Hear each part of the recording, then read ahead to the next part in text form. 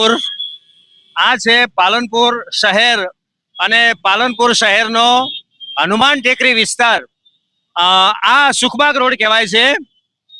સામે છે એગોલા રોડ અને જ્યાં એરોમા સર્કલ છે ત્યાં સુધી ટ્રાફિક જામ છે.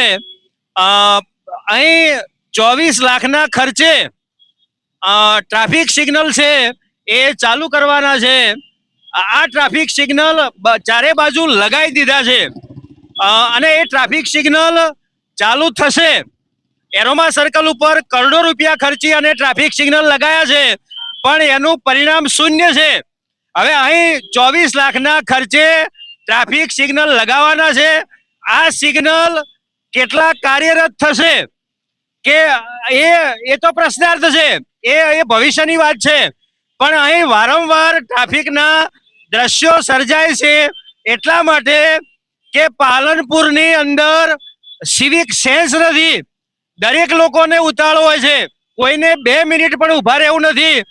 મોટા ભાગનો પાલનપુરનો જે વિકસિત વિસ્તાર છે એ વિકસિત વિસ્તાર અહીં એગોલા રોડ ઉપર શિફ્ટ થયો છે.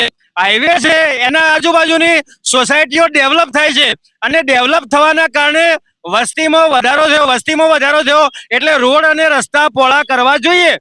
પરંતુ રોડની પરિસ્થિતિ એ છે કે જૂની બોટલમાં નવો જે અહીં નાખેલી હતી એંગલો, એ એંગલો તોડી નાખી છે અને નવી એંગલો નાખવાનું એક સરકાર નાટક કરી રહી છે.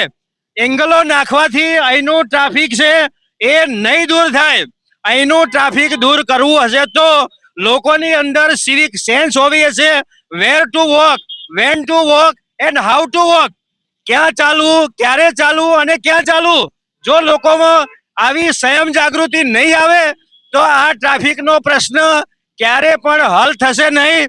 આજુબાજુના જે દબાણો છે એ દબાણો નેશનલ હાઈવે ઓથોરિટીએ દૂર કરી અને દબાણો દૂર કરવાથી જ આ સમસ્યા હલ થશે.